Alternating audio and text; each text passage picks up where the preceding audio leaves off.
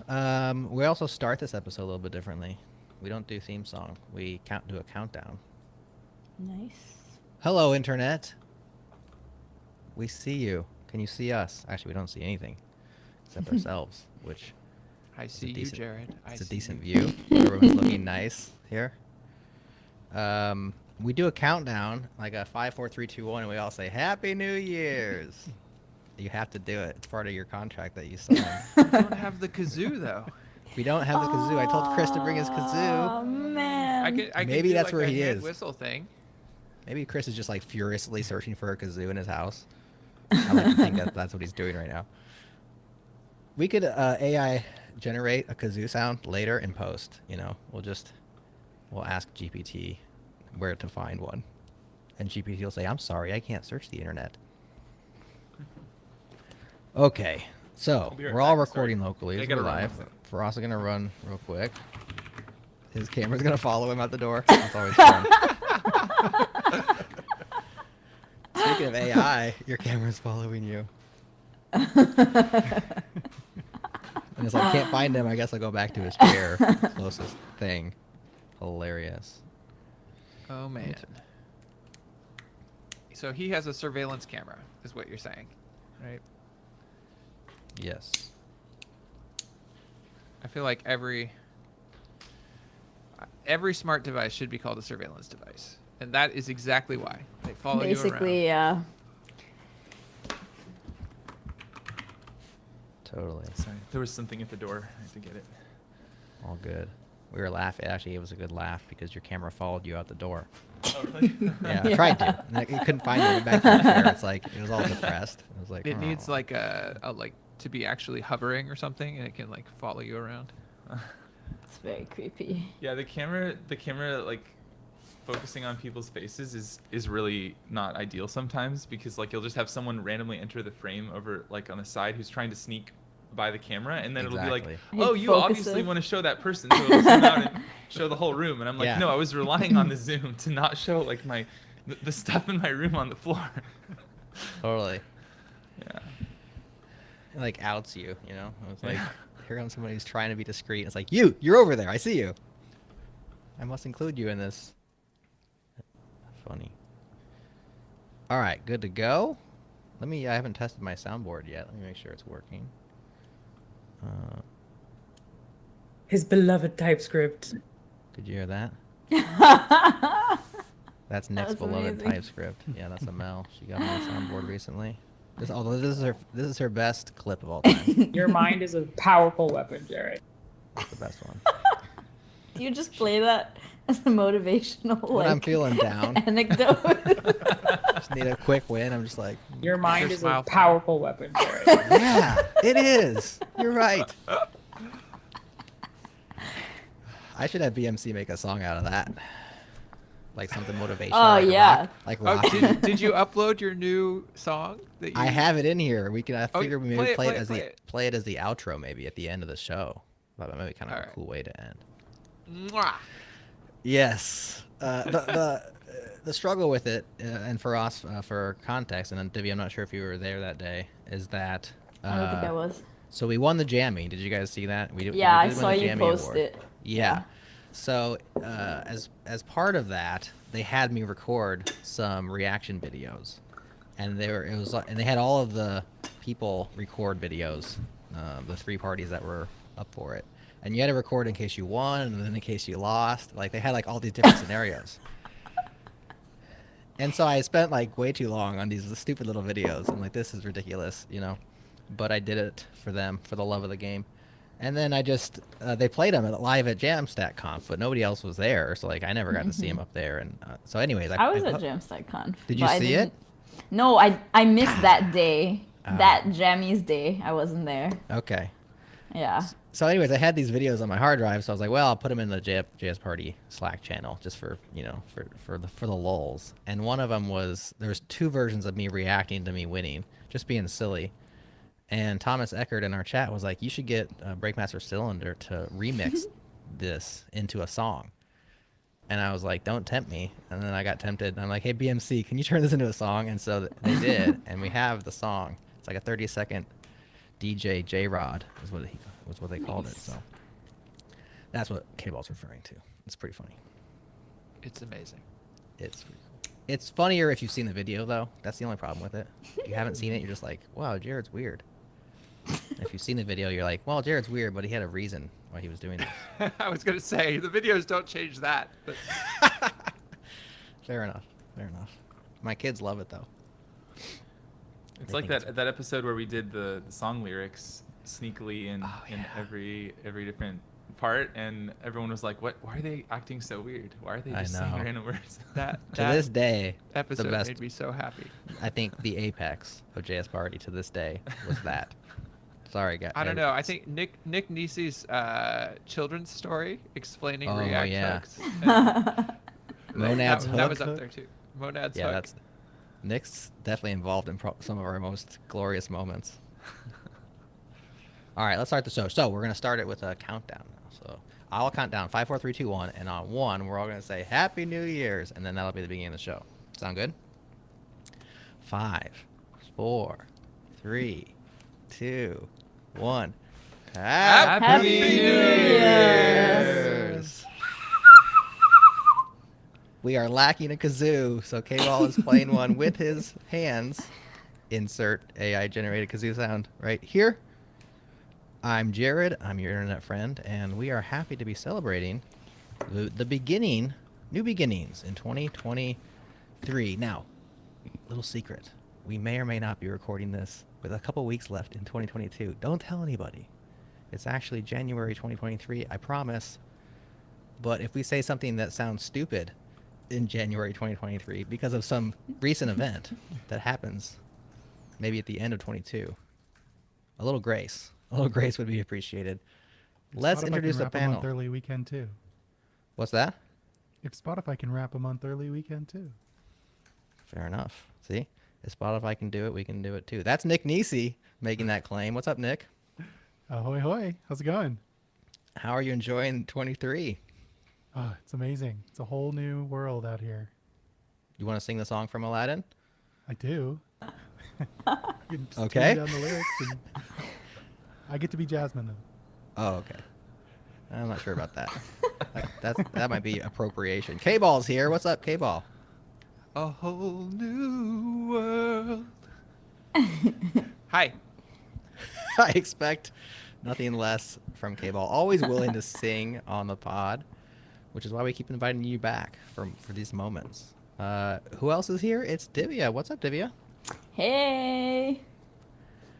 Happy to have you with us. I think this is your this is actually our 4th annual New Year's episode, which is kind of weird to say. We've done this 4 years, and I think you've been here for all of them, so congrats. Yay. Did I get an award for that? Well, here's what you get. Participation You get your trophy. resolutions scrutinized on the air because you made resolutions and predictions last year. Whereas Faraz, who is also here, what's up, Faraz? Hey, how's it going? It's going well. It's going better for you because you weren't on last year's New Year's episode, which means I can't make fun of your bad predictions and your failure to resolute. But maybe next year. Maybe next year we can get you.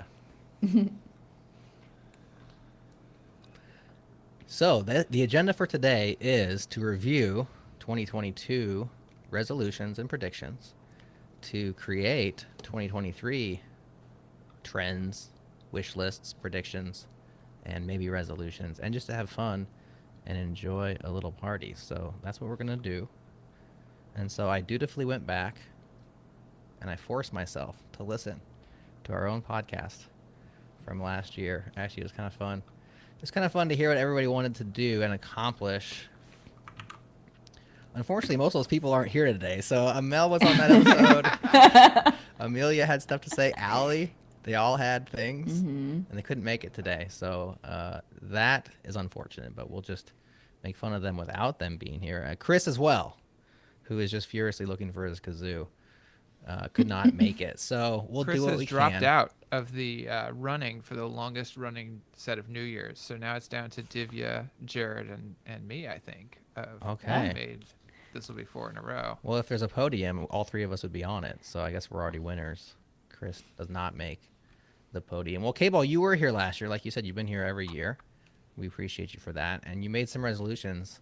Last year, your resolutions were kind of downtrodden, I guess. It was kind of like starting fresh. You said your goal last year was to get back to growing again, to get back to positive, get back to moving forward. And a couple of particular places that you were working or thinking about was you want to do a lot more writing regularly and focusing on that. You also had this push-up goal that had failed. I'm not sure if there was Yeah, the the handstand handstand push-ups? the push-ups. handstand push-ups. You Handstand failed that push-ups. one. Yeah. I completely failed that. I am back to like working out regularly, but I am not. I don't know. I'm tempted. Should I put that back on the resolutions for this year? Maybe. Can you do a handstand in the first place? Uh, I feel like For a there's few two Call him parts out. to this. Call him out, Divya. yes. Yeah, throwing Yeah. shades. So I can't do a handstand. Not for like massive amounts of time, but for a while. All right. I have not tried a handstand push-up in a long time. I am back to working out very regularly, so we can put that on the resolutions again for this year of being able. Okay. I'll be cautious this year. I'm going to say one. One? By Yeah. the end of 2023. Can What I was do? the number last time? Was was it like like 5 10 or something? I don't know. It was a lot. And then I tried on the air and couldn't even do one. So Yeah, this last year, year's show, he caution. actually tried on the show. Go back and Yeah. listen to that episode. It's pretty hilarious.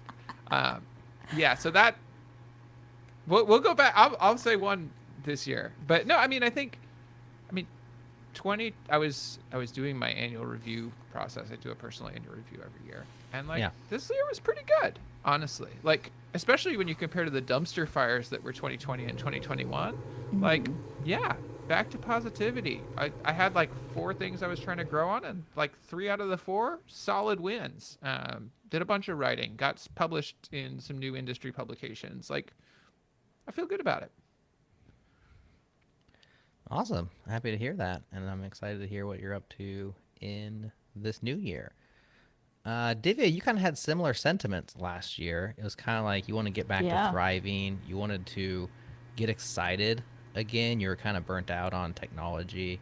Yeah. You had just started a new job at Fly, and you were excited about that. But you wanted to learn, grow, develop, and then do something that's completely outside of your comfort zone. So do you feel like, here we are looking back, do you feel like you got that done? Yeah, it's actually interesting. So like it's been a full over a year at Fly now, which is really exciting because I think last year when I did the episode I had just started. Like it was a couple days or something like that. And then now it's been like a full year. And it's funny because at that time I was like, well, we'll see where this goes. And a year later, I still don't know what I'm doing, but I use words that a year ago I would not even understand. So, and terminology and jargon. So I guess that's like progress because now I'm just using bigger words and I sound smarter maybe, or at least like I can dupe people into thinking I know more than I actually do. And I actually do know more than I do previously. Right. I have come to write 0 JavaScript, like completely 0. And so perhaps Rust? I write Go. TypeScript. No, No. not at all. I wish actually. tell I me write a that. lot of Go. I write a lot of Ruby on Rails. I write a lot of Elixir and Erlang Those are all fun and things. Phoenix. Yeah. Do you And miss so I have. JavaScript? What was that? Do you miss JavaScript? I miss being competent at a language because now I bounce between so many languages and I'm terrible at most of them. I think Go being the one I'm most used to, but yeah. So I do miss that. So Also, if you're- just so like you've- how fast it is to write Java. Just run. You don't need like an interpreter, and everything else Right. is just like slower. It's So fast to write it, but then when you run those Go programs, you're like, holy smokes, there's yeah. And the compile system takes a while, and like some of the code bases I work on, you have to build it in Linux, and I write my code on Mac, so it's a very frustrating build process for me. So yeah. What if do you do? Do anything- you like run a VM on Fly, or do you have a local No, VM, so or- I have like a nuke, however you say that. know. That's like sitting next to my desk, and then Okay. I SSH into it and then run code there. And I've it, never it heard of this. What's a NUC or a NUC? Is it like a? I don't actually know what it stands Is for. it- It's just like a tiny. It's like Next those unit of tiny computing. box. Yes, next unit computing. It's Okay. like a tiny box that you can run an OS on, and then you can have like a visual interface. Mine is purely CLI because I do a lot of like CLI based stuff on it. But it's nice to have like a different system. So it's because VirtualBox and like VMs are really slow. And so yeah, this is the fastest way for me to run code. So But you yeah, definitely so got if outside your comfort zone, which was one a of your lot, yeah, to the goals. point where now like writing code is more of an arduous process because there's So so many uncomfortable. systems. Yeah. So yeah, I did. I actually accomplished my goal, That's awesome. which is, I guess, a good thing. So, setting aside, I guess, ecosystem or frameworks or all that, like pure language, semantics, and capabilities. You're getting experience with Ruby, Elixir, Go, a little bit of Rust. Obviously, you know JavaScript very well. Which of those new ones has spoken to you as like something that you enjoy? Just the language. I actually like writing Go a lot, just because like that's the one language out of all the ones you've mentioned that I have had the most experience doing, and I did that last year as well. I was writing JavaScript and Go, which I think sort of complements quite nicely. And so working within Go now is like I like the type systems and stuff, which is really nice. I hate generics. I still hate generics in Go.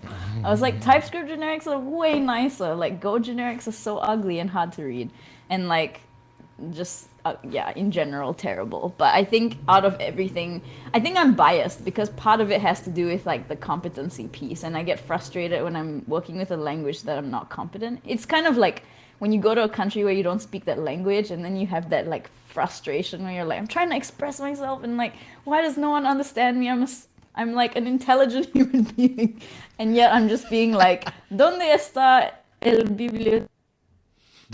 Whatever. La. La biblioteca. biblioteca. See? Yeah.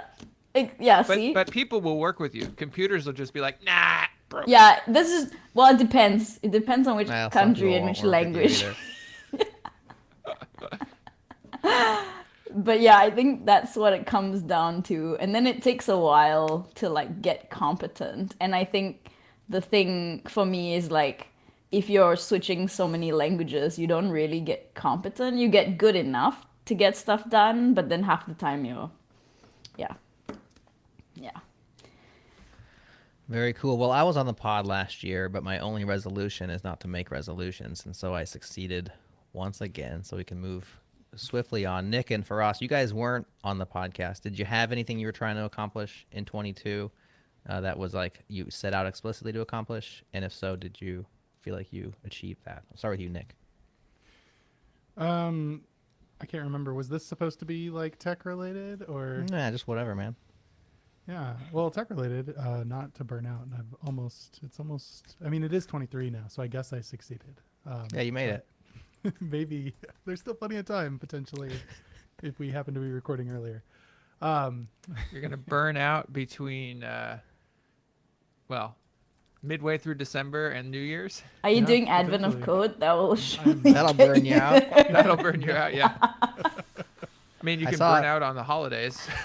I saw an amazing video, like a TikTok or something, of a girl who was like showing her Advent of Code Yeah, experience. Did the you see that one? reality. Yeah. Yeah, and like it's her sitting down, like cracking her knuckles and sitting at her like computer on day one, like ready to rock. And then she's like, and she's like, that it cuts, and she's like thinking really hard. And then she's kind of like, it cuts again, her head's kind of down. And then the next thing is just it cuts to her like full screen, just playing video games. It's like, I'm done. It's beautiful. Sorry, Nick, we that's cut why- you off. Keep going. That's okay. It's okay. That's why I'm not doing Advent of Code, and I don't think I've ever done it. to I be haven't either. honest. Yeah, but what like on a personal side or I guess a fitness side, I had been going really strong into like working out every single day and keeping up trends and things like that. And one goal that I had was to, in a healthy way, stop those trends so that I stop focusing on them so much. And I made it to, like, I used the Apple Watch and I made it to 802 consecutive days of closing my rings to 1,000 and 2,000 calories burned. I thought all whatever. 3 rings. Well, that's the move ring and then standing for 12 hours and working out at least Right, and but I so you averaged closed about all 3 105 rings for minutes. 800 days? 802. Wow. Wow.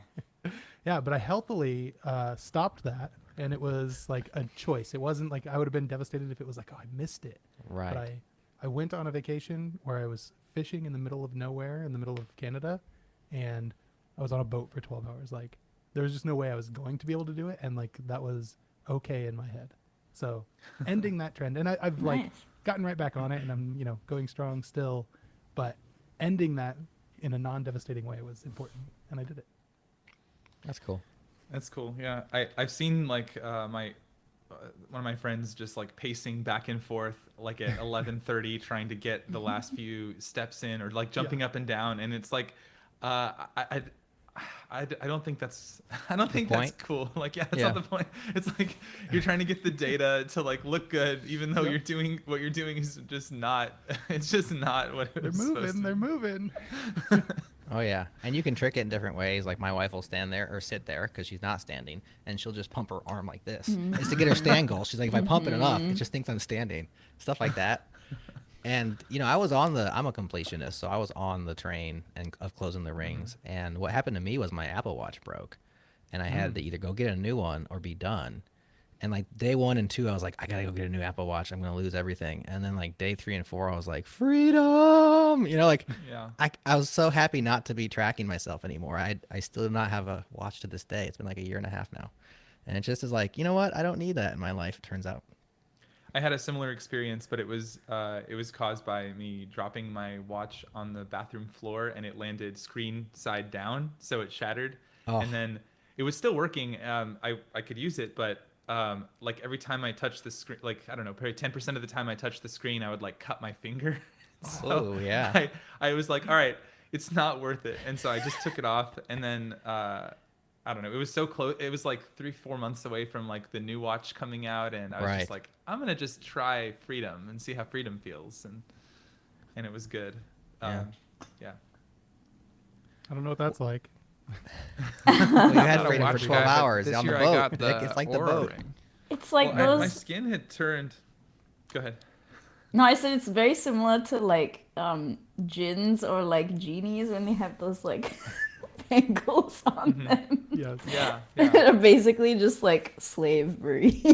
You, the master being Apple. The apple.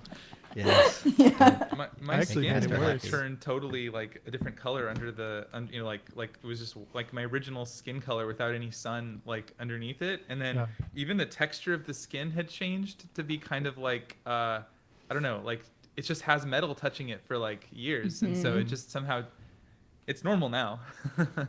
Mine's like that. And I have recently upgraded to the Apple Watch Ultra, so I can go 2 days without having to charge, so it's just on me. Wow. Much longer. Constantly. I mean, this raises an interesting question, right? So, like, what are the benefits and what are the drawbacks, and like, where do you find that sort of happy space? Because, like, I said, I got an Aura this year, and I'm enjoying it, but I also am like, What's an Not- aura? an Aura is like a ring-based tracker. So I have this ring on my finger, and it Okay. tracks heart rate, oxygen levels, and something else, and it like, HRV. gives and what HRV. Heart rate HRV, variability. yeah, heart rate variability. So it gives me good sleep data. It gives me like heart rate data during exercise. It gives me calorie burn stuff, and I'm like, it's interesting, and I think the sleep data was one of the big reasons I did it, and I wanted to track like how fast my heart rate came back down after workouts and things like that. But it very easily could get into this sort of obsessiveness, and like Yeah. trying to sort of watch for that and figure out like where's the plus minus. The funny thing was, so far it hasn't like it's told me things after I already knew it, right? So like back before I quit my job, we had a week where like there were going to be layoffs and there was this and that, and like 3 days into it, my app associated with it was like, hey, your heart rate has been elevated in sleep the last 3 days. Are you stressed out about something? And I'm like, you think? Like, Right. I didn't But- need you to know that. exactly. Like I was aware of that actually, that there's some stressful stuff going on, but I guess it does, validate that it will catch that type of thing. if you're Yeah. not aware. I think The there's benefit certain for things me, that are I actually. Sorry, go ahead. The benefit for me, I speak about my freedom now, but when I first did get the watch and the closing of the rings, I was more latent prior to that, and it motivated me to get moving and to develop good habits. And what I found out was once I had the habits, I didn't need the tracker anymore. And that's why Right. it was like freedom. And I still continue to this day working out 3 to 5 times a week habitually without any tracking, and I'm fine. But it was motivation, and it was actually, for me, it helped me get going again. So there's definitely value there. Divya, what were you going to say? That's Now I was gonna say it's really similar to like I have a lot of friends who are very athletic, and they have a Whoop, which is like the fitness tracker watch. It's like a band, and it's actually cloth. It's not metal. I think there's one piece that's metal that touches your skin, but it's actually really cool because they would use it to track their like recovery rate, and it tracks a lot so especially if you're trying to be stronger, so a lot of them are climbers who are trying to climb stronger and so you would be able to see data around like your, because it would track your sleeping, and then from there it would calculate your recovery, and then you can sort of look at the data and try to be better about, I don't think it gives you tips on like what to do, but I think you basically are the one who's like trial and erroring, like how do you make this better.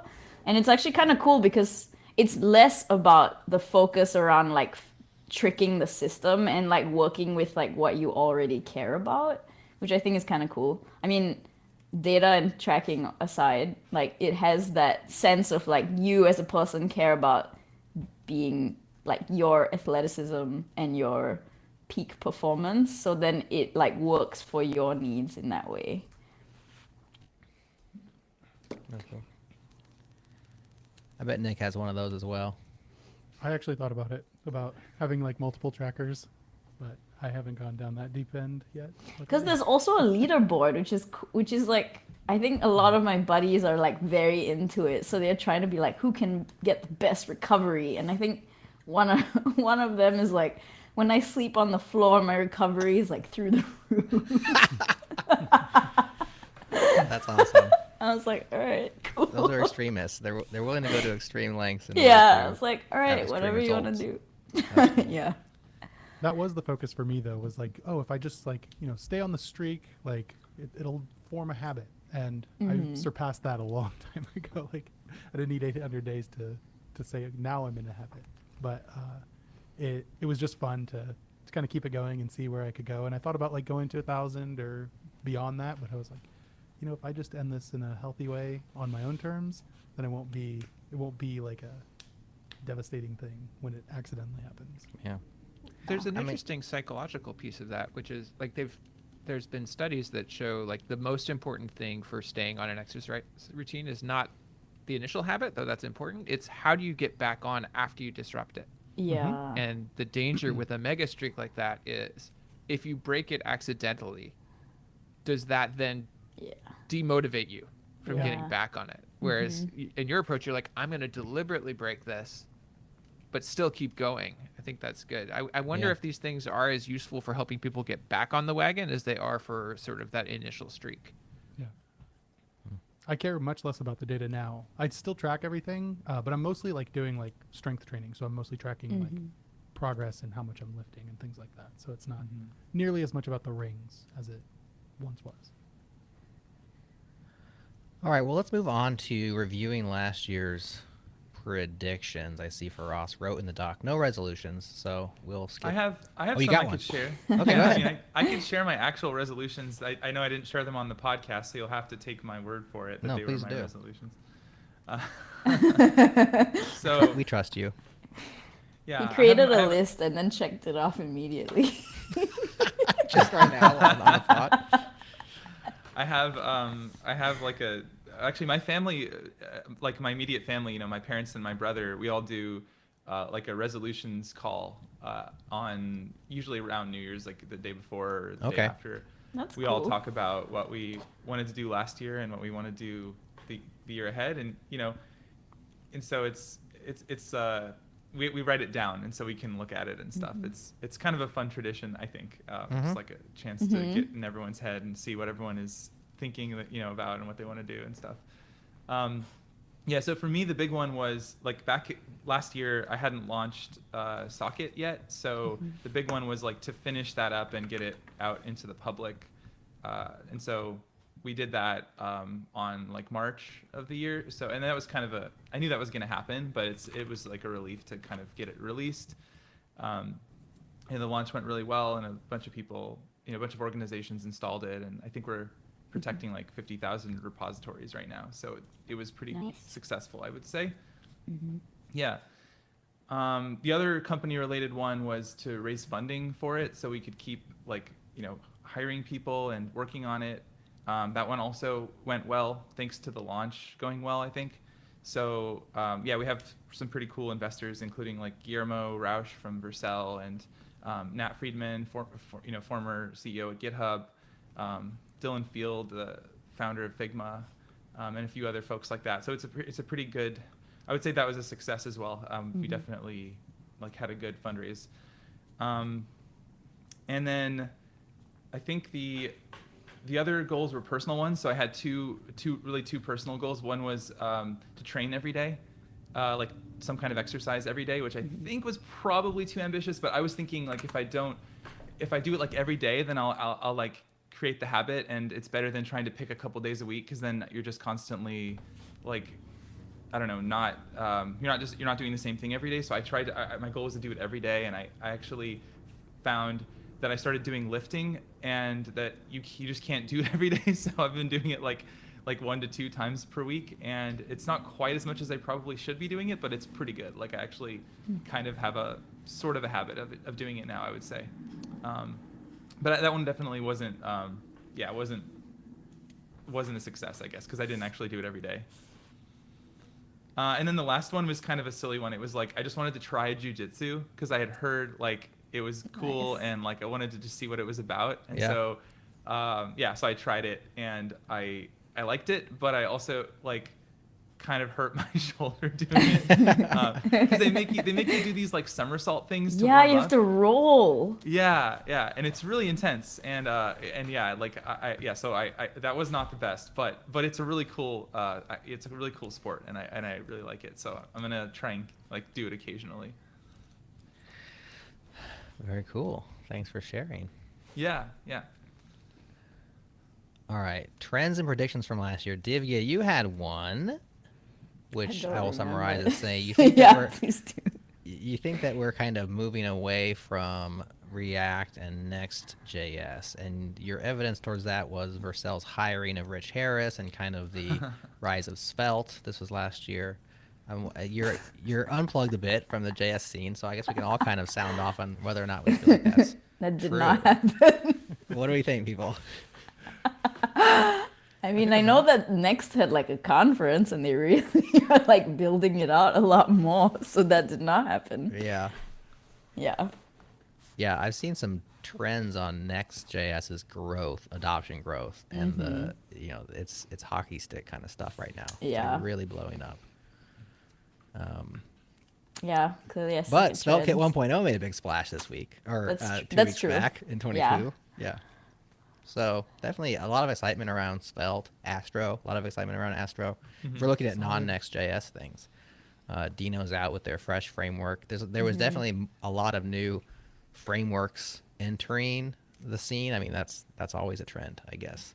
Michko Hevry from Angular is back with a new quick library. So all of which we covered on the podcast. So there's definitely a lot of diversity, but I definitely think that React and Next.js continue to grow and thrive in 22. So better luck this year. Yeah, you need to have like, womp, womp, wrong. You're wrong. Well, it wasn't the worst prediction of last year. I can easily say the worst prediction of last year was Amel, and she's not here to defend herself. First, let me premise it by saying I don't want to talk about Elon Musk for very long. I'm just sick of talking and thinking about and hearing about him.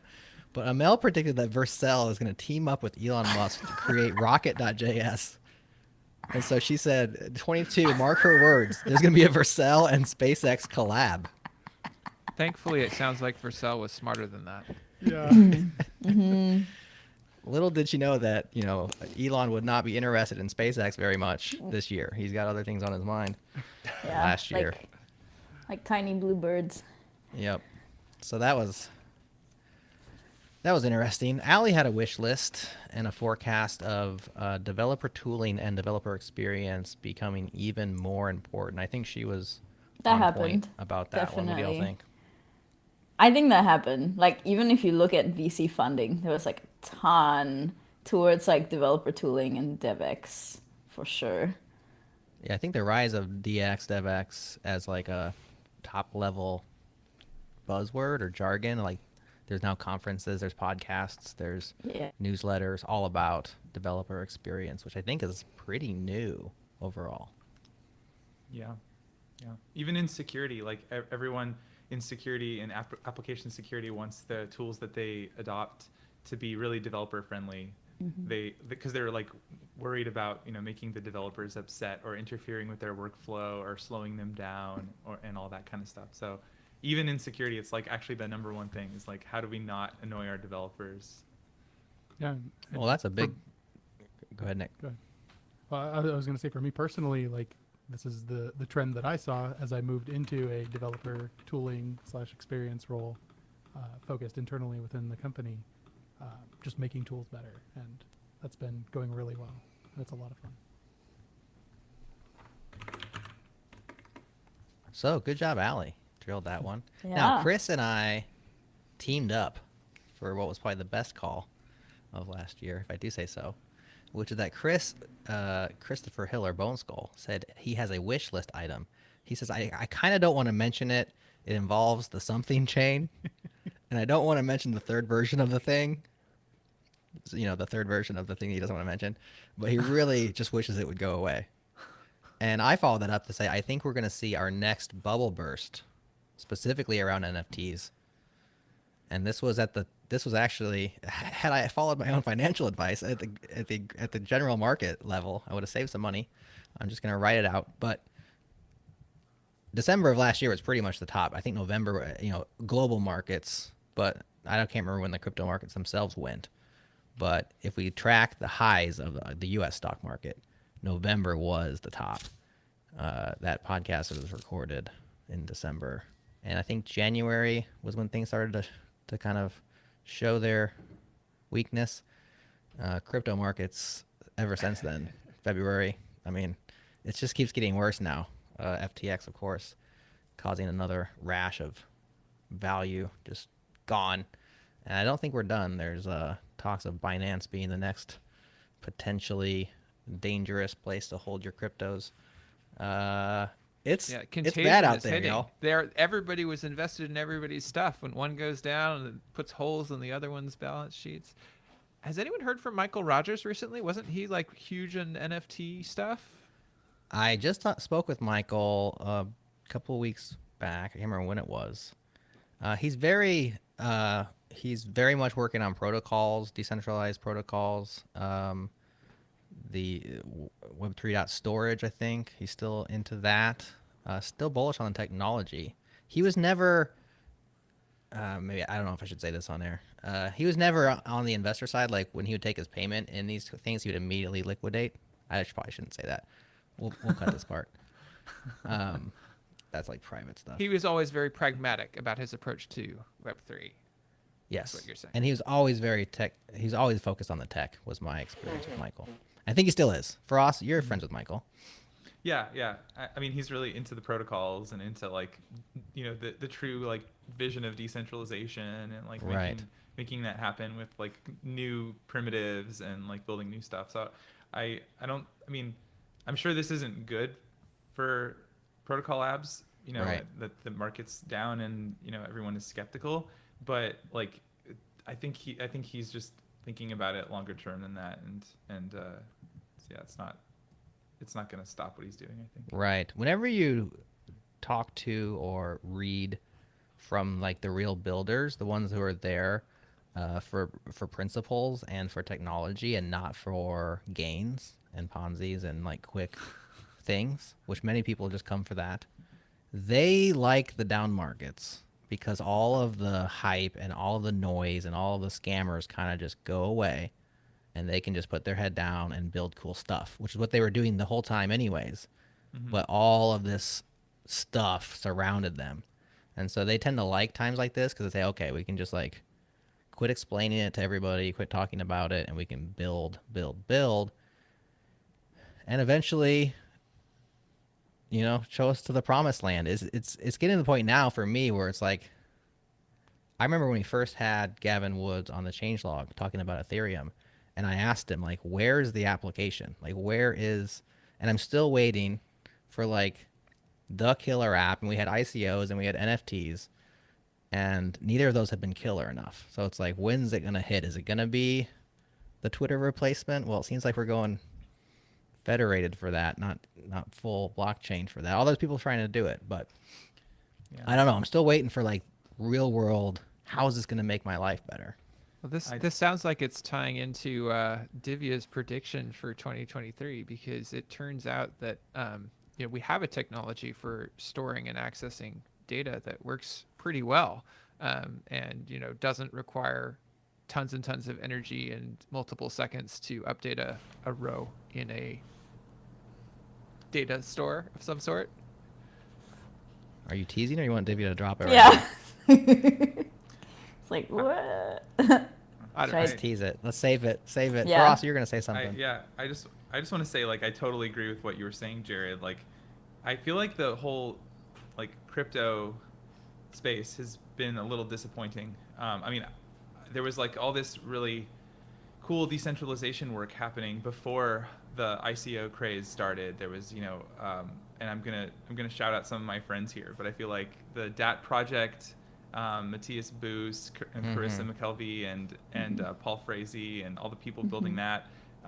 There was the Secure Scuttlebutt project with Dominic Tarr and a whole Totally. cool community there. And then I'll throw WebTorrent in there too. I thought was pretty cool. And like, so basically, like, there was all this stuff that was like actually working, right? It worked. It actually did what it said it was supposed to do. It worked.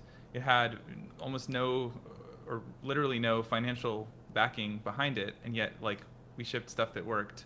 And then this whole crypto thing kind of took the air out of the room, and like everybody started throwing money at it. And for several years, I kept wondering, like, okay, when is this stuff going to actually start to work and like do what it says it's supposed to do? And it took a really long time for that to start materializing.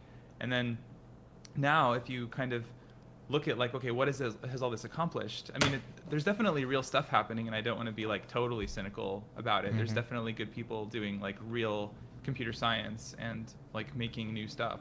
But overall, I kind of just feel like the whole thing is so self-referential. Like if you ask people like, okay, what does your project do? Like, what does this company do? What does this product do? It's always like, oh, well, it like connects like this chain to this other chain. And then it's like, okay, cool, that seems useful. But then you go and ask those two chains, like, okay, what do you guys do? And then it's like, well, we connect this thing to this other thing. And it's like, at what point does it terminate with like actually doing something useful, right? Like it's just a little bit too self-referential and too circular. And like, there's only a couple of use cases that I can think of that are like actually real. And so I don't know, it's just, my hope for this whole thing is that it ends up like actually doing useful things for real people at some point. Yeah. That's the real like letdown for me so far. Yeah, and you just wonder like, how long do we have to wait? You know, because for a long time it's like, well, it's young technology, and now it's like, well, it's like 15 years old. I don't know. Yeah. Eventually it should manifest, and it has in small ways. I mean, DAOs are interesting. Like the fact that you can do that is interesting. Like it never could be done before, but it hasn't really shown like much value for many people. Like it's not like the web, which is what the comparison always is, which obviously was like hugely valuable to a global audience and has provided a lot of people. Pick a bone with never could have been done before. Like what DAOs? did a DAO? Yeah. What does that do that a co-op doesn't do? Yeah, don't have to be with the people and know them. I mean, co-op is like, we are, we're gonna go down to the warehouse. But I mean, and I'll does decide on some do stuff. any DAOs where you don't actually interact with the people function? Because the key problem with DAOs is like you're trying to coordinate humans, so you need human interaction there. Like the purely technical ones that I've seen fall flat on their face. They end up fighting or being co-opted. Like they're not working. Well, what about the one that bought the U.S. Constitution? Like that achieved its goal, and I could get involved in that and not have to know Wait, or did talk they? to I the thought it people. got- Like I could be part of that from afar. I think it did thought it not lost. buy it, and then all the money disappeared because of crypto fees. The gas fees, yeah. Oh, really? Yeah. If they didn't have to pay the gas fees, they would have won, but they had so much to pay in gas fees that they lost. Oh, snap. Right. This could have worked relatively straightforwardly had they tried to organize people via, like, I don't know, a bank account or something that where the fees are minimal. But- Right. I think gathering the money into a bank account globally is still today very difficult and slow. But they failed, I guess. So bad example. Was there one that worked? That's the one that came to mind. There was a DAO like store that was there's a near my house. There's a storefront that's been saying like this store is owned by a DAO. Like go here to like be part of it, and it was just like an empty store for like a whole year, and then now it's like a real shop that took over. So nothing happened. I don't know. That's just what I just kept walking past that every day, and I was like, cool. There's like a DAO store. Like, okay, what are they gonna do with this DAO store? And then, like, I don't know. It's like not even like a retail store business isn't even like the best business to get into. Like, why would you want to own like a store? You know, Yeah. and then have to like manage it through. Anyway, What a world you I'm live in. picking on them a little too much because I don't know, it's hard to do new things, and like I don't want to be a hater, but yeah, that was that was kind of funny. I mean, I think Yeah. the thing here, and this is a little bit of a hobby horse for me, but like there are technical problems in this world and there are human problems in this world. And like it's really hard or possibly impossible to solve human problems like coordinating a set of humans without involving humans in the solution, right? Like if you try to do this entirely via technical solutions and try to avoid having to talk to people, it's not going to work very well. Software as law or whatever, or what is it, code as law, these sorts of things, they don't work very well because humans are error prone. Code is buggy. Situations change. Like you need the flexibility of humanity involved to solve human problems. Yeah, fair enough. Sometimes there's stuff that you just want a machine to do though, where I could see it being useful, like knowing that if I'm interacting with like a smart contract and it's going to do what the code says, and there's no risk that contract will, like that person will not keep up their end of the bargain, like that can be kind of useful. I mean, I think, like, and then the other part of that's cool to me is that it's like it is actually kind of like a new computer science primitive in a sense. Like we have this new thing that you can like do that wasn't possible before. I just would like to see people doing more interesting things with it. And I think the part where it seems to fall down today is related to what you're saying, K-Ball, which is like anytime it needs to touch the real world, like this DAO store, for example, like it probably, was coordinated through a contract and there was this, these rules and stuff. But at the end of the day, somebody has to go and like make the store like work, open the store up and then at that point you're just sort of like, what are they doing? They're basically like, there's no way to validate that they're doing like that. As soon as it connects to the real world, it just falls apart, right? There's no way to make sure that happens. And that all involves like trust and humans and stuff like that. And so, yeah, that's the problem I see. Or conditions change, right? Like we set up a contract under one base of assumption. I mean, you're doing a startup, right? How often have you changed your understanding of the problem and had to update your software? Yeah, pretty common. Yeah, pretty frequent. If there's no mechanism for changing, for example, a smart contract because conditions have changed, like what use is this situation, right? And in the non-software as law world, you end up recourse, you end up going to court, you end up doing whatever and interacting with humans who can look at a situation and say, oh yes, here are these things that we didn't account for, and yes, we need to deal with that, and here's the mechanisms we have for doing that. And that whole ecosystem of discretion, of like, we're actually trying to do something real here, and we acknowledge that the world is variable and unpredictable, and we have frameworks for dealing with that, like, doesn't exist in this world. Hmm.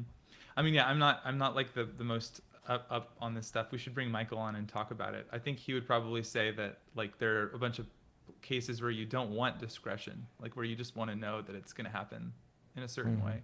But I'll defer to him to make that argument, since I'm not like I'm not really from the crypto world. I would say I'm more of the OG decentralization, like Which BitTorrent. decentralization is phenomenal, right? Like, Yeah. don't Yeah. get me wrong on that. I do like the idea of decentralized organizations, but Yeah. they should take into account the fact that they're organizations for human beings and try to work that way. Mm-hmm. Yeah, with BitTorrent stuff, I was always like, I loved that it was just people deciding to contribute their bandwidth and just be part of it.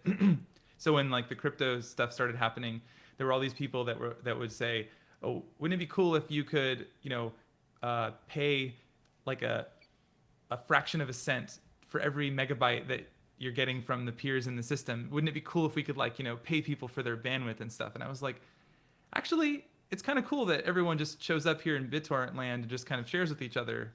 And I didn't get the fascination with that myself. I was like, it's actually cool that we have this social system that sort of, people just share, and I don't think it's actually an improvement to financialize it in any way.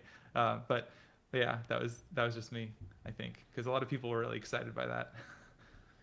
I do think that's cool. I think you have a lot of situations where people don't share. And so there's less content, less value. And so if there was a financial reason to share. So like I had seeded torrents before, and then like eventually I'm like, I'm going to turn it off now. Or I find ones where it's like, there aren't any. Like, here's the content. It's got a tracker. I don't know how it works for us. You do. There's a tracker for this thing. And there was people doing it, and no one's doing it anymore. And I'm like, well, that sucks. I can't download it. And it would be cool if that thing was still out there. And maybe if somebody was making money for seeding or whatever, then it would still be out there. So I think there's some value there, but I definitely understand and agree with you that like people just out of the goodness of their heart sharing stuff because they receive some value from somebody else. And so they're going to also allow you to download it from them for a while is cool. And it's maybe as cool and maybe cooler in certain ways, but then maybe not as cool in other ways. Well, for our upstream, I've learned something. I thought that sucker bought the Constitution, man. That sucks. DAOs, what are they good for after all? I thought they could at least buy stuff at auctions. Okay. One last prediction was that more people were going to start to use temporal.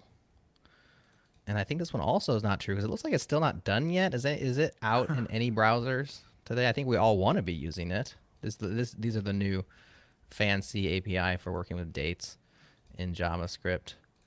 And I think it's just like still in development pretty much.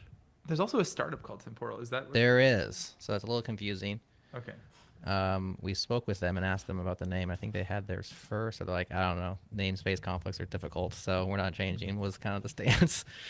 But this is the in-browser API replacing the need for moment.js and date functions and all the things because they're going to just have cool date and time facilities inside the browser, which is something that's desperately needed. And I think it was Mel was hoping, wishlist, that temporal would be more usable. Am I right? Is it still completely unusable? No one knows. As far as I Davey's know. been writing Go code. Nick? CanIUse.com says that it is not supported across the board. Okay. So maybe that would be a prediction for next year or a wish list item. Speaking of, let's move now to 23 and looking forward and talk about what we hope happens, what we think will happen, ideas, bold predictions, complete guesses. Where do we see things heading? I think TypeScript's going to finally disappear this year. Just kidding. Let's go to K-Ball. What do you got? 2023. Yeah. So my prediction, which makes me really sad, is I predict that Twitter is going to go into bankruptcy. I don't think it's necessarily going to be a massive tech failure. Early on into the Elon, massacre and laying off of everyone was like, oh, the system's going to completely fall apart. It hasn't yet. There's a lot of holes around the edges. I don't know. But I think their ability to save it, like they've completely torched their advertising base. Mostly Elon has completely torched their advertising base because nobody wants to get close to that dumpster fire. And they're on a crash course for tons of lawsuits in the EU around how they were trying to lay people off against the local laws, lawsuits around privacy and all these different things. They're trying to get away from employee contracts in California. They're going to be lawsuits here and there. Like, the dude is like, oh, nobody can constrain me. And he's going to find out that actually governments do have a lot of say on different things, and you can be fined a heck ton of money. And they don't have that much money. So I think they're going to go bankrupt. It's anyone's guess as to what's going to happen after that point. I mean, I loved Twitter as a service. I still am on it despite all of the different things. I do think it's gotten a lot worse in the last few months. There's a lot more trolling. I got like porn images in threads that I have never seen that. Like they used to actually have like reasonable content moderation. It was not great, but like that all got laid off, I think, too. Yeah, so I guess my ideal outcome would be it goes bankrupt. They sell the service to somebody who actually, gives an F about it, because it's not clear that Elon does other than just like stroking his own ego. Yeah. I haven't had the personal experience that you've had with the service. Everything seems to work okay. I haven't seen any porn or weirdness. For me, content-wise, I'm just sick of everybody talking about Twitter all the time on Twitter. It's the self-referential thing that Frost was talking about with crypto is now. Yeah, it kind of is. Like, it's just like, I'm just so, and I know it's just like on our minds because it's like such a big, and in the tech industry and for us, I mean, I've been on Twitter since 2009. That's like a large portion of my adult life. And I haven't always liked, it's not like it was great up until now, and now it's terrible. I've disliked it for lots of different reasons over different times. It's just it's so navel gazing right now. And one person described it as like Twitter has an MC now. Like Elon is the MC of Twitter. He kind of dictates the topic of conversation. And I think that's kind of true. And I don't like it because I don't want to talk about this stuff. No, he's achieving his goal because the derisiveness is what gets people to look at it. I mean, it's why none of us are on Facebook or talking about going to Facebook, because they capitalized on hatred, and not necessarily hatred, but just like getting everyone angry about something. And he's trying to do the same thing at Twitter, and he's succeeding, and it's making it a terrible place. And like tech Twitter is not a happy place anymore because it is all self-referential. And that's like the big problem. But I think that he thinks he's winning by being the villain of the day every day. So you think it's going to go bankrupt in 23? I think that like Cable, I've had a lot of good like moments on Twitter. I've gotten jobs through Twitter. I've had a lot of connections through Twitter. Yeah. I think that it's probably been dead for a while though, and we're just like seeing it now without the facade of what it used to be. I've been on since 2007, not to one up you there, but oh man, you're cool, Nick. it's, yeah, I don't know, it's sad, but at the same time, like, I still have an account there. I occasionally go look at it, but I'm not really posting anymore, and it's not like I feel like something's missing. And I'm not filling it with Mastodon either. I'm spending, a few minutes a day looking at that too. It's not really like there's a hole that I need to fill with something now. It's just like, it's not there, and that's okay. And that's how I've felt about it, which is surprising to me because before I would have said that I'm addicted to Twitter. Right. Any other thoughts or reactions to K-Ball's prediction? I feel like my experience has been very similar to K-Ball's, that like every day I get mentioned.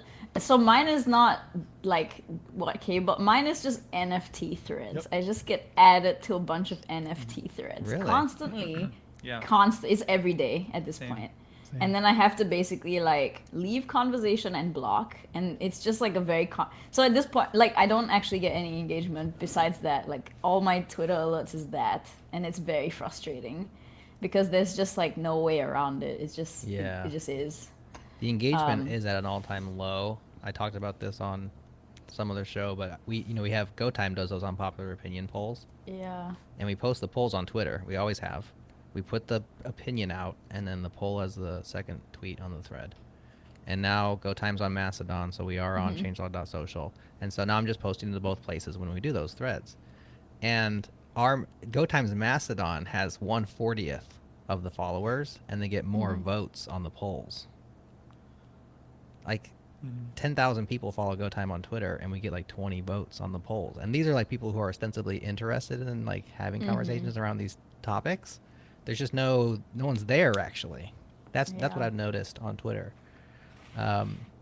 For us, you were gonna respond.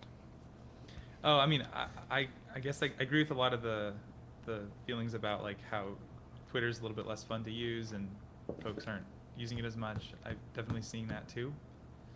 I would take the opposite side of that bet though, that they'll be bankrupt next year. I feel like the advertisers will. I mean, I could be wrong on this, but I feel like they'll probably come back, and I also feel like, you know, that. I mean, I think with all the layoffs, they're probably profitable at this point, so that Yeah, might it's a give them a lot of skeleton time. crew. Yeah. So I as think long as the K-Ball's site point doesn't- about the fines, like if they actually start getting sued successfully for large sums, that could be problematic. And the question is, how long is he going to self-fund, stuff? And he's selling off a lot of his reserves at this point. I don't know. Yeah. Tw- I don't know Tesla's what- I don't stock way know- down.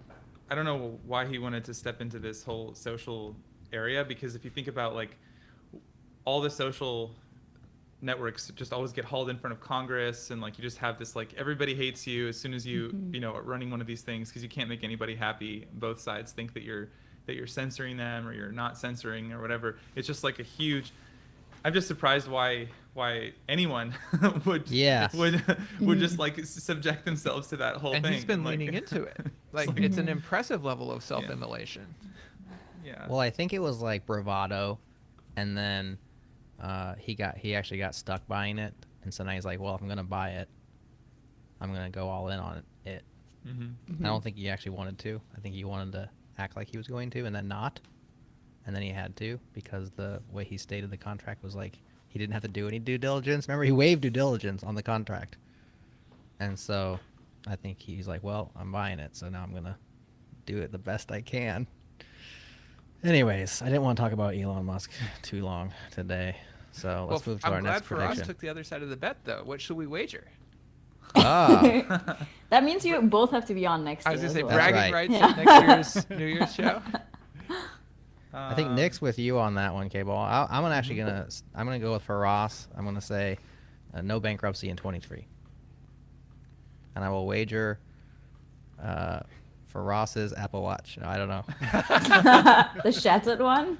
Yeah, the shattered one. I think it's important talking about this though briefly, as brief as possible, just because like tech Twitter has been such a big thing. Like that's where you go to hear about things, like all of the big frameworks and everything, and all of the tech, people that are trying to think, the Rich Harrises and the everyone's on there talking, and you get like a live feed into their stuff, and you can reply to them, and they reply back, and like Yeah. there's a good dialogue that has been there for so long. So that's why it's like so important to us, whereas otherwise it's just like this middling framework or middling social network that nobody uses outside of tech and politics really. And it's like, I think that it doesn't matter if it's bankrupt or not, because I think that they're going to lose that. I don't think that it's going to be the place for tech anymore. And so Right. you can make that bet, and next year that will be the first time we talk about it in 6 months, because we're just off of it and somewhere else would be my prediction. Okay. I guess I would still take the opposite bet there. Like I think maybe I haven't spent that much time on Twitter recently, so I don't know how much things have changed. Maybe they've changed more than I expect, but I feel like Twitter will still be where tech happens. I don't feel like Mastodon is gonna take off. I don't think it's going to be Like- Mastodon. Yeah. No way. I could Here's be totally here's wrong my on wish this. list item. Okay, every developer goes out, registers a domain name that they own, use their name, use their handle, call it whatever they want. They publish their thoughts on said domain, and they provide an RSS feed for everybody else to subscribe. What if Yeah, we wrote on our basically. own websites and Yeah. just like did the web? Old school tech. It's cool. That's the best. That's Yeah. honestly the best. Let's do it. Yeah. Who here still uses an RSS reader and like reads it daily? Okay, Me. awesome. All Me, of we us. Yeah, Yeah. That is Just cool. use Pocket and like everything goes through. nice. Okay, I use so it's I use feasible. I use Reader, REEDER. It's great. Well, that's heartening for me to know that all of us are doing that. Hopefully, all of our listeners are doing that as well, and everybody gets doing that. And we can just talk to each other from our own websites, and we can use all the cool new web technologies like web mentions and stuff. I don't know how all that stuff works, but we can try it. We can talk about that. What works, what doesn't. Let's go old school, back before we centralized all of our thoughts on other people's websites. Okay, Yes. moving forward now. Divya, forecast. This was teased by K-Ball. We have to hit on it. Yes. What Yes, what is so- this prediction?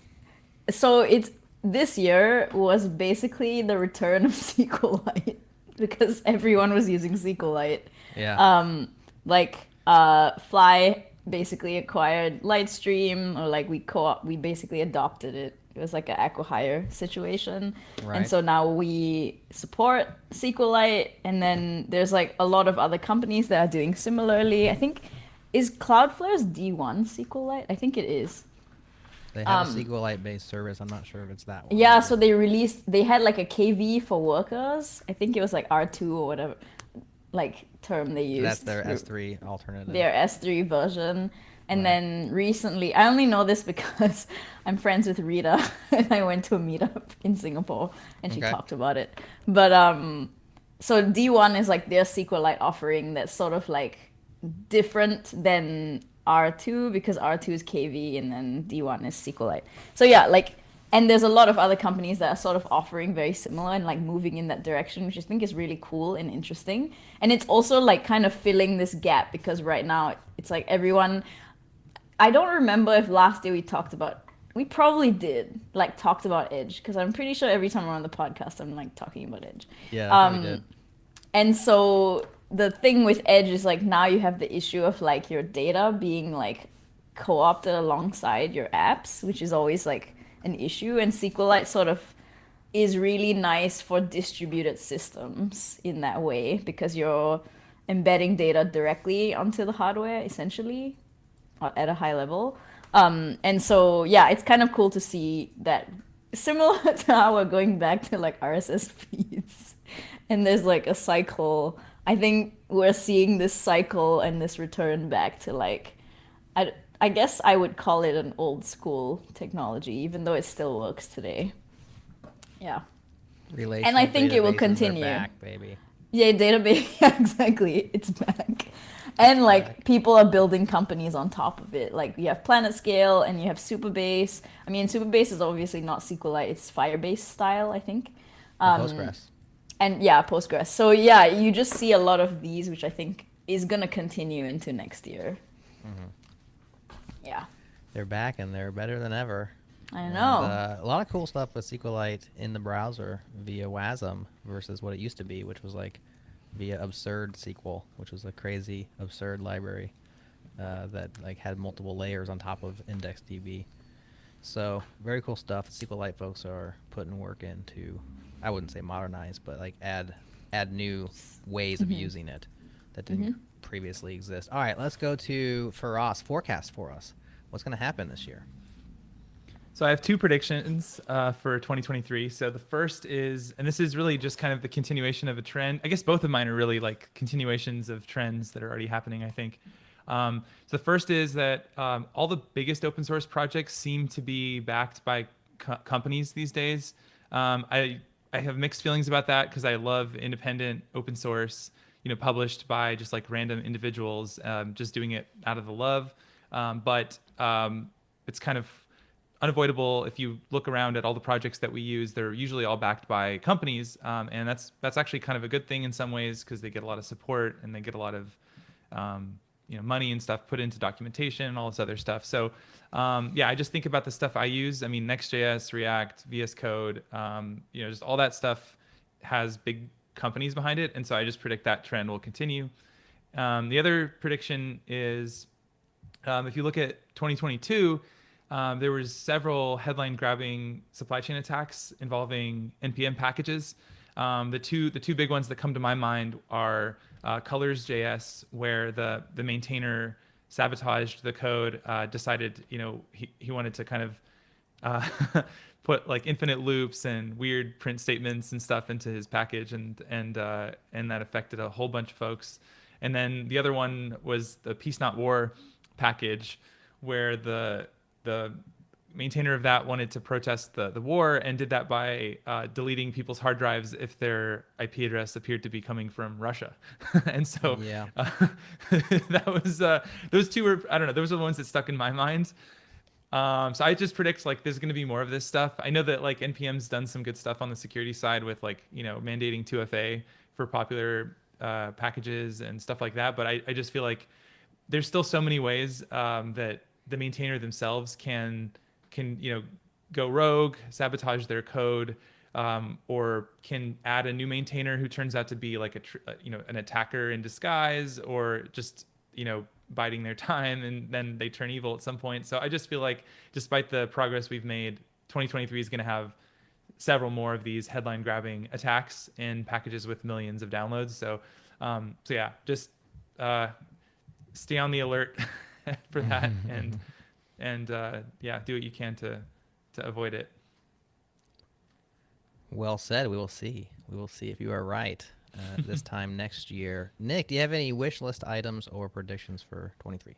Yeah, predictions wise, I think that like we've had the framework wars, and that's very tired. And I think that in 23 and going forward, like it started in 22 and it's really going to take off more in 23, is we're just moving that a layer deeper with like engines for running JavaScript, right? So we have Bun, we have Dino, we have Node, and I think my prediction would be that they end up making Node better rather than one of them supplanting Node.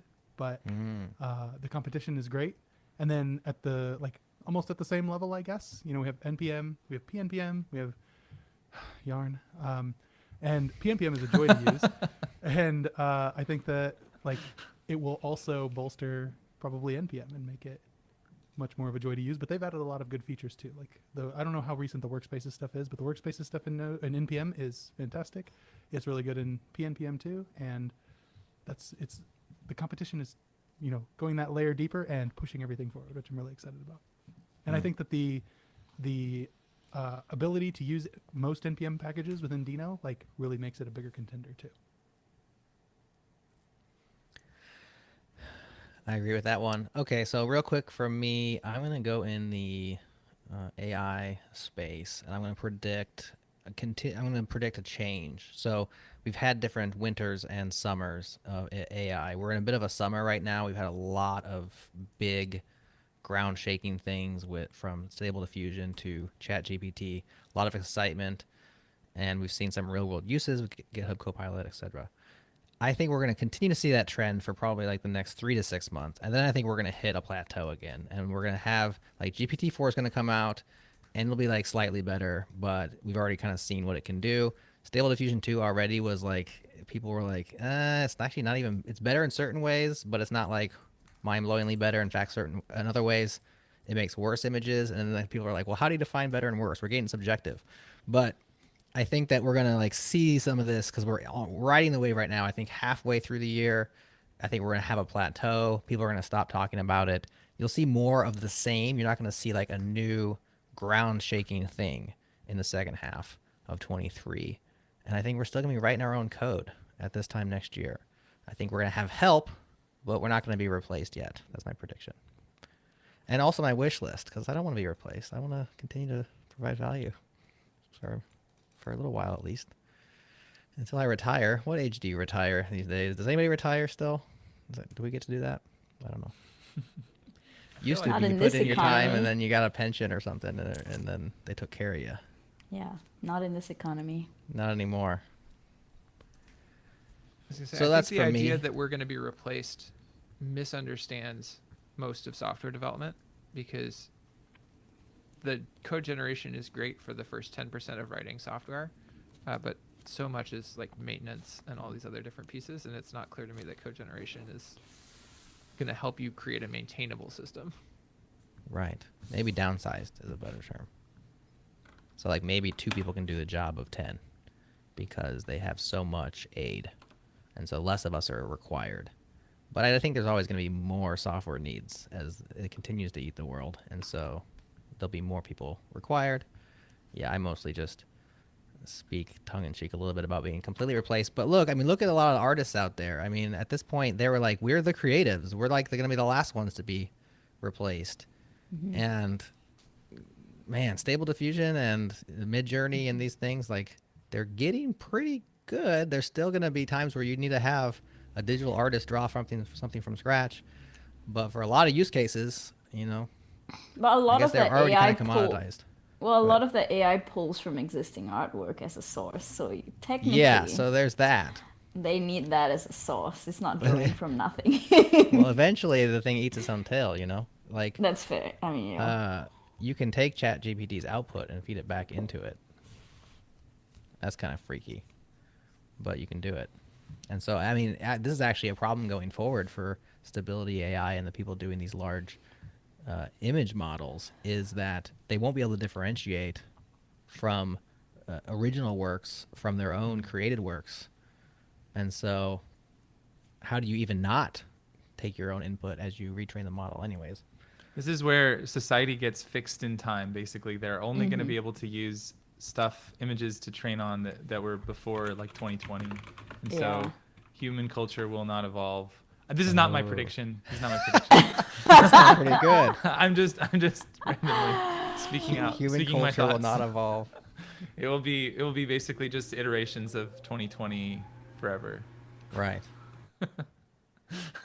So one thing that's cool about our transcripts and the fact that we've been doing them for a few years now is they're a part of these models. Like our words on JS Party, as they've been transcribed and then sucked in as input to GPT 3 and 4 and so on, like we are part of the hive mind now. Like your words are in there. Ooh, I you wonder can- if you can ask ChatGPT to like explain something like Jerod would, or like Nick Nisi would.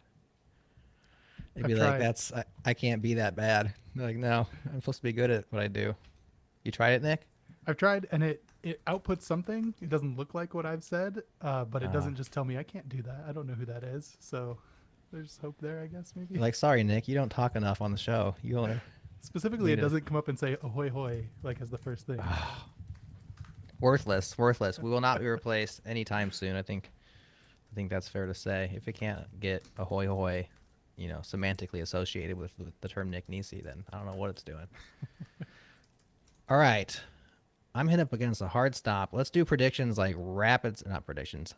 Let's do resolutions rapid style. If you got one or two and you want to put them on the record so we can test you next year, please shout them out. K-Ball, you've written something. Please go ahead. Yeah. So I quit my job beginning of this month. I've been jobless for unemployed for 2 weeks now and my resolution for this year is to have a sustainable income without needing a job. Some amount of consulting, some amount of coaching, training, doing a bunch of stuff in that space, a lot of publishing of different sorts. I'll be podcasting. Expect to hear me on JS Party, all these different things. But my resolution is sustainable income, not losing money. Awesome. Congrats, Cable. That's a good one. Yeah, congrats on solo free once again. And definitely hope you succeed at those goals. Divya, do you got one? I think mine is, I don't actually know. I feel like not last year, because last year I was like, I'm not even gonna put this as a goal, but the last few years I was like, I want to write more, and I feel like that's a constant with me.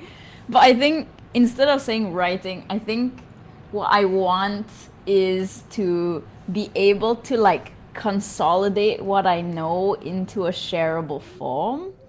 I don't know what that looks like. Like either give a talk maybe. I haven't given a talk in a really long time because I basically got burnt out from like doing that in 2019, and then 2020 was like video conferences were horrible and I hated them. But I think it would be really cool because what I'm learning and what I'm working on is really interesting, and I haven't felt confident enough to explain it to somebody else because I don't feel like I know what I'm doing half the time. I'm just like, I think I have a general idea of this. Like, I can explain gRPC maybe, but it's just I want to get better at doing that. And I think it would be really cool because I think what I'm doing is I have this whole rant that I sometimes go on about how what I'm doing is not hard. It's just more difficult to get the knowledge. Like, so when you work in web and you do front end, back end, full stack, and anything in that domain, there's so much information and resources around how to get stuff done, how to do things, the concepts. And so it's really like much more straightforward to understand things and then gain competency. But I think when it comes to engineering, the information is so disconnected and like there's no real like entry into it. It's like you kind of just get thrown in the deep end. And it's really frustrating, and that's been my experience. And I think more people are going to be working on this, honestly, because I'm like, we have more companies and we have more people who are like edge technology. So like this is going to be a thing. So I think it's possible for this to be learned. It's cool for me to like share what I know. I just don't know how to do that, and I don't feel confident. But maybe next year I will gain some clarity, because this year was like this year I fulfilled my goal of coming out of my comfort zone. The corollary to that meant that I'm outside of my comfort zone, but I just cannot tell you where exactly I am because I'm just in a blur constantly. You're too uncomfortable. Yeah. Yeah, so next year, maybe more comfort, and in that comfort comes the distillation and the like, here, this is what I learned, and this is what you can take away from it, maybe. Or maybe it'll just be a journal entry for myself. There you go. Because because the only people who will read it is you all from the RSS feeds. Your 4 RSS subscribers who are your Yeah, third-party exactly. panelists. Exactly. Awesome. Faraz, how about yourself? Have you put thought into this yet? I know you do this with your family, but time warps. I'm currently asking ChatGPT what I should do in 2023. Okay. We'll loop back to you. Nick, what do you got? I'm doing the same. Oh, gosh. Let's see. It's typing right now. I predict that the use of TypeScript will continue to rise as more developers recognize the benefits of static typing and improved code Lame. organization. That is something you would say. It is. Yeah, I'll put it all in show notes, I suppose. But I think that my resolution for next year is I got a little bit of a taste of conferences this last year. Went to Amsterdam. That was a lot of fun. I applied to 2 conferences and I got accepted to 2 and then backed out of 1 for reasons.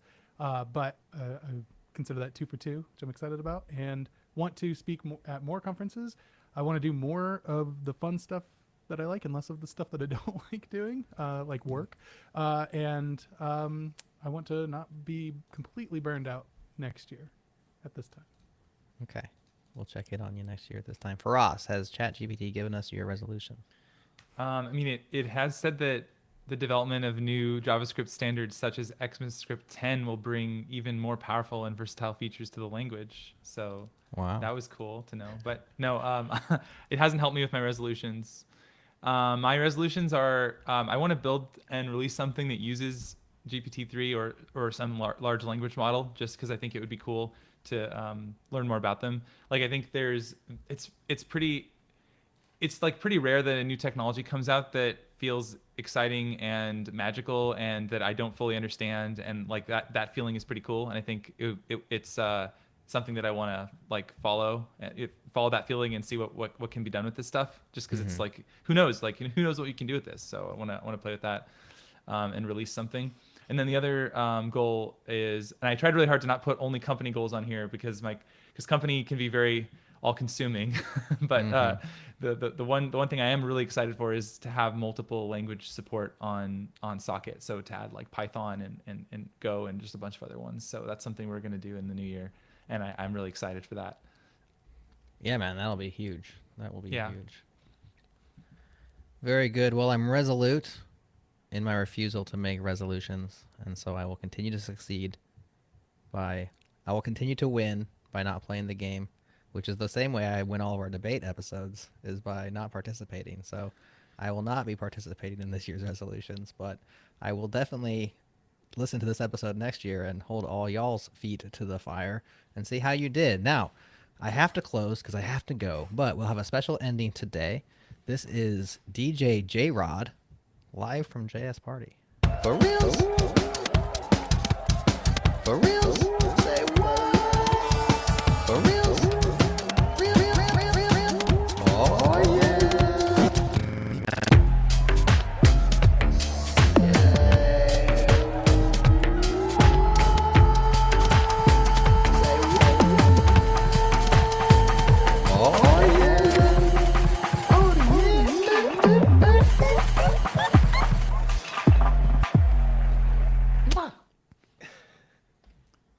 Wow, there was a lot of editing that went That into was that. a lot. That was incredible. Nice.